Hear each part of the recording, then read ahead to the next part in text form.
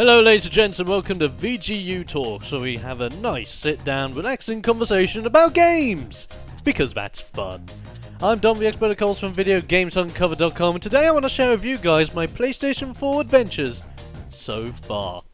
So, I guess I can call this my PS4 story. It'll just be good to give you guys an idea as to what I've been doing with my, well, new generation console. So where did it all start? It was back in November.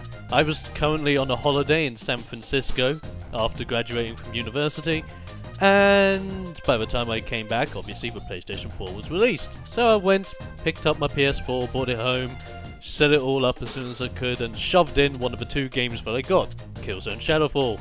And I was amazed with how beautiful the game looked, and wow, I was just wowed by the graphics of the PlayStation 4. And then, what did I do? I didn't play on it. Yes, that's right. And I'll gladly say it right now. From about beginning of December till about the middle of January, I did not play on my PS4 at all.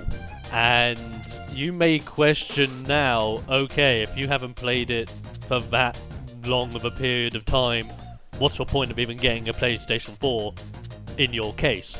And that's a good argument to make, and in all honesty, I wanted the PlayStation 4 because I knew exactly which generation console I was going to go for out of the PS4 or the Xbox One.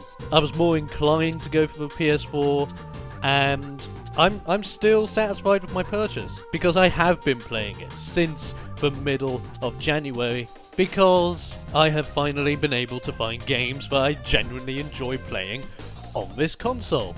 So you may be thinking, wait a minute, there's not many games out on the PS4 at the moment. What games have you found that are entertaining for you on your console?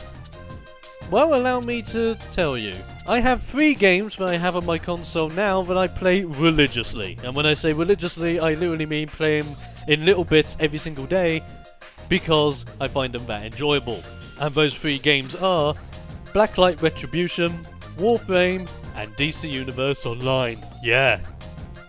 3 free-to-play games. And you may be thinking, well, you've just wasted your console experience. And no, I haven't.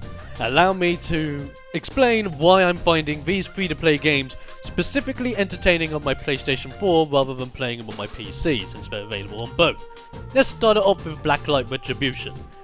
I first started playing Blacklight when it was on beta on the PC, and obviously the full version is now out on PC, and I really adored the PC version, but there was nothing really keeping me nailed down on it. When the PlayStation 4 hit the scene, I was like, okay, I get to play Blacklight Retribution again, this time on my PS4 with my PS4 controller, and I can see how cool it's going to be, and I prefer it a hell of a lot on the PS4 with the PS4 controller.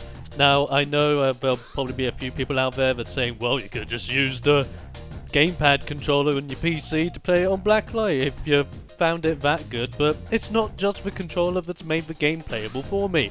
It's also the fact that I've had a consistent number of friends that also have a PS4, that also have Blacklight Retribution, but I've also had fun playing with. So I've been able to have fun not just playing the game, but also have fun with my other friends that also have a PlayStation 4, which I think is absolutely fantastic. Next up, DC Universe Online. I absolutely adore DC Universe Online on the PC, and when I heard it was coming to PS4, I was like, okay, let's test it out and let's see how it feels around the controller and everything. And I like it. It's a little bit awkward at first when you're playing an MMO on a controller, because obviously you don't have all the buttons, it's not as easily laid out, and you've got to use different buttons in conjunction with one another in order to get to the appropriate menu. But after the tutorial area, I basically had it all sussed out, and I was really enjoying the game, and it was like as if I was playing the game for the first time again. And that's great. If that can, like, if DC Universe Online can do that to me, that's absolutely fantastic. And so I'm enthralled with that, and I'm really enjoying it. I'm currently running a hero that has ice powers and... let me see, it's a hero that has ice powers, and I do believe dual wields guns. I could be wrong. No, it has a massive staff. And it's a female. That's what it is. Female character with giant wings that flies around the place, smacking people with a staff. and using ice powers. Gotta love it. And last but not least will be the game that has constantly kept me playing on my PS4 for all this time and still is. Warframe. Now, some people do like it, some people don't like it. I've never played Warframe on the PC before the PlayStation 4 release, nor am I gonna touch the PC version from now on, because I personally think the game feels so much better on this console. It's really good. The button layouts are incredibly well made for Warframe, and I think the only awkward button that there is throughout the entire button layout is block, since block on the PS4 controller is up on the D-pad, which is a really awkward place to put it, but the entire game is based around you running around the place killing things with either your swords or your guns, or bows if you're equipping bows. And so blocking isn't necessarily something that you're going to be doing a lot of, nor are you ever going to do it. So that's negligible, really. The entire game itself looks beautiful, it runs smoothly, I haven't had any issues with it whatsoever. At first I thought the game was incredibly weird, incredibly dark, and in some cases incredibly frustrating because you had no idea, one, where you were supposed to go, and two, how to get there. But then, after I found out that you can you are the master of movement in Warframe, and you can basically approach any situation as you will, I've fallen in love with it. And it's quite frankly one of the best free-to-play games that you can get on the PS4 right now, and I would recommend that to every single person out there. The currency in Warframe was a little bit awkward at first, because I literally thought, oh, it's a pay-to-win free-to-play model.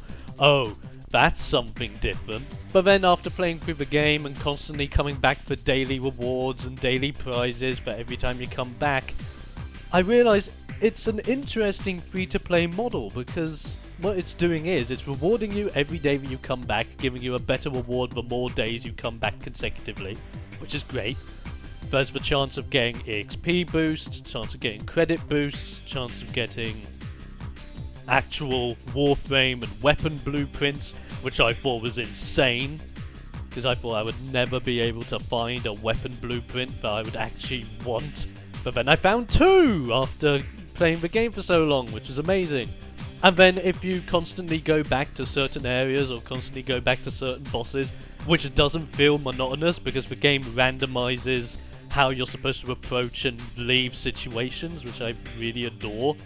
Because it does that every time you go back to fight a boss, or every time you go back to defend or attack or assassinate or something like that, it constantly feels different, and you constantly feel like you have to use a different tactic every time to get the job done, which I think is great. And that basically sums up my PS4 story so far. It's just me, Warframe, and a lot of fun. I'm hoping in the near future to either be getting Thief or Infamous Second Son. More inclined to go for Second Son at the moment, but that can change over time. And then I have my pre-order for the September release of Destiny. I've signed up for the beta and everything, so I am incredibly looking forward to what Destiny brings to the table. I was hyped for it since day one, but I'm not going to let the hype overtake me yet. I'm going to wait until the beta comes out, try out the beta, and see if my pre-order was worth it. And if it was, I'm going to keep up with the pre-order, and I'm going to enjoy the game on release. If I don't find it entertaining on the beta, I might just cancel my pre-order. But that's the point of giving a pre-order incentive of a beta. If you pre-order a game like Destiny and get given beta access to the game before its release, it gives you a chance to analyze how the game is before it comes out, and that's what I'm hoping to evaluate from there. Probably do another VGU Talks video somewhere near the time of the Destiny beta to go over my thoughts on it. But until then, that's my story so far. And if that's my story, I'm interested to hear what your guys' stories are with your PlayStation 4s, or even your Xbox Ones. Let me know your adventures with your next-gen consoles at the moment. Have you enjoyed playing on the console? Have you found problems when you've been playing with it? Have you just not found the time or the games for you want to dig in and have fun with it? Let me know in the comments below. It'll be really interesting to see what you have to say. And so with that, ladies and gents, I'm Don the Expert Calls from VideoGamesUncovered.com. Be sure to subscribe for more videos within the week. whether it's VGU News, VGU Talks, or us just playing random games. And I'll be seeing you on the other side.